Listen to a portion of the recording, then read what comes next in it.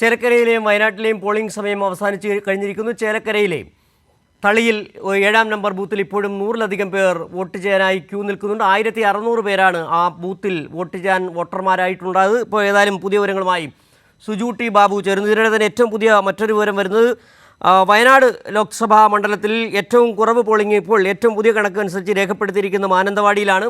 61.83%. കൂടുതൽ ഏറനാട് 67.31%. ഇപ്പോൾ അതുമായി ബന്ധപ്പെട്ട കൂടുതൽ വിവരങ്ങൾ അനൂപിലേക്ക് തിരികെ വരാം. പക്ഷേ സുജു ടി ബാബു, സുജു, നിലവിൽ ഇപ്പോഴും പലർക്കും ടോക്കൺ കിട്ടാനുണ്ട് തളിയിലെ 7-ാം നമ്പർ ബൂത്തിൽ.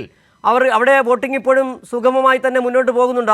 എത്ര ഏകദേശം നിലവിലുള്ള സമയം വെച്ച് 6:22 ഇത് 1 മണിക്കൂറിലധികം ഇനിയും പോളിംഗ് നീളാനുള്ള സാധ്യതയുണ്ട്.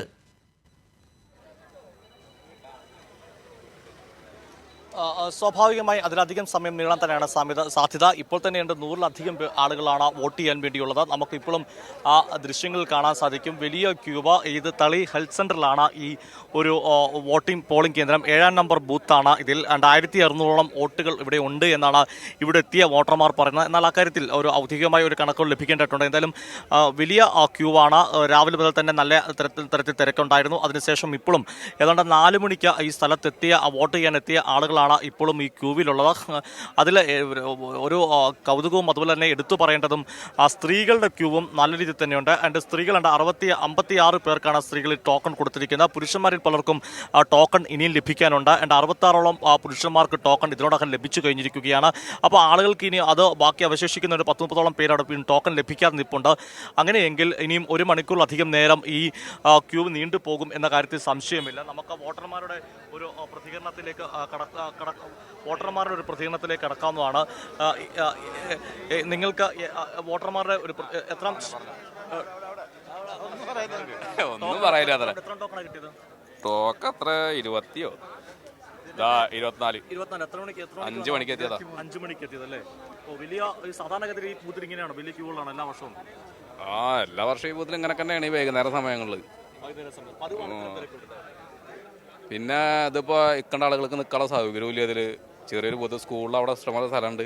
പിന്നെ അതിനകത്ത് സജ്ജീകരണം ഇവിടെ ഒരുക്കുകയാണെന്ന് വെച്ചെങ്കിൽ ഇത്രയും പ്രശ്നമില്ല. ഇത് ഭയങ്കര ടൈറ്റ് അവിടെ. ഇപ്പോൾ ആളുകൾ നിങ്ങൾക്ക് കാണാനില്ലേ?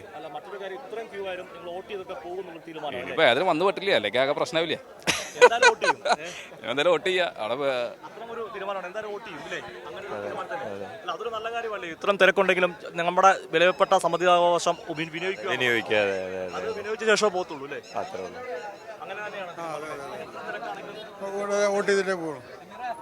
സിജു, വളരെ നല്ലൊരു കാര്യമാണ്. കാരണം എത്ര തിരക്കുണ്ടെങ്കിലും അവരവരുടെ വോട്ട് രേഖപ്പെടുത്തിയ ശേഷം മാത്രമേ പോകുകയുള്ളൂ എന്നാണ് ഒരു ഉറച്ച തീരുമാനം. അത് ശുഭമായ ഒരു തീരുമാനം തന്നെയാണ്. ആളുകളുടെ ഒരു ക്യൂവ് നമുക്ക് പുരുഷന്മാരുടെ ഭാഗത്ത് മാത്രമല്ല ഈ ക്യൂവ് സ്ത്രീകളുടെ ഭാഗത്തേക്ക് എത്തുമ്പം അവിടെയും നമുക്ക് നല്ലൊരു ക്യൂ, വലിയ ക്യൂ കാണാൻ സാധിക്കുന്നതാണ്. ഇപ്പോൾ ഈ ദൃശ്യങ്ങളിൽ കാണുന്ന അത്രയും വലിയൊരു ക്യൂവ്.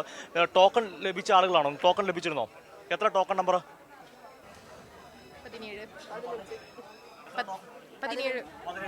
അപ്പം യുവതികളാണ്. നമ്മൾ എന്തായാലും വോട്ട് ചെയ്തിട്ട് പോകത്തുള്ളൂ അല്ലേ? അതെ. കുറച്ചൊരു തീരുമാനമാണ്. എത്ര തിരക്കാണെങ്കിലും. അതെ. അതെന്താ അങ്ങനെ ഒരു തീരുമാനത്തിലേക്ക് വരുന്നത്? ഇവിടെ അങ്ങനെയൊന്നുമല്ല, വോട്ട് ചെയ്തിട്ടേ പോവുള്ളൂ. പ്രതിഷേധം എന്തായാലും അറിയിക്കണം. എന്താ അറിയിക്കണം? വോട്ട് ചെയ്യും അല്ലേ?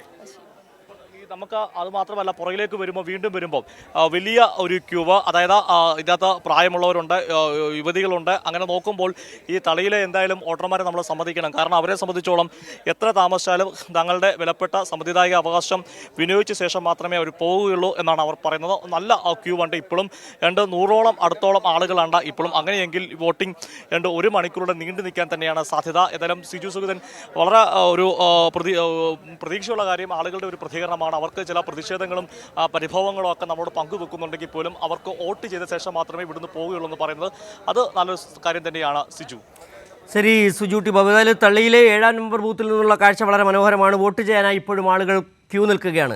സമ്മതിദാനാവകാശം കൃത്യമായി വിനിയോഗിക്കുക എന്നുള്ളത് തന്നെയാണ് കൃത്യമായ രാഷ്ട്രീയ ബോധ്യത്തോടു കൂടി നിൽക്കുന്ന ജനങ്ങൾ. വോട്ട് ചെയ്തിട്ടേ പോകുമെന്ന് പറഞ്ഞു നിൽക്കുന്ന വലിയൊരു ജനക്കൂട്ടത്തെയാണ് തള്ളിയിലെ 7-ാം നമ്പർ ബൂത്തിൽ നിന്ന് നമുക്ക് കാണാൻ കഴിയുന്നത്.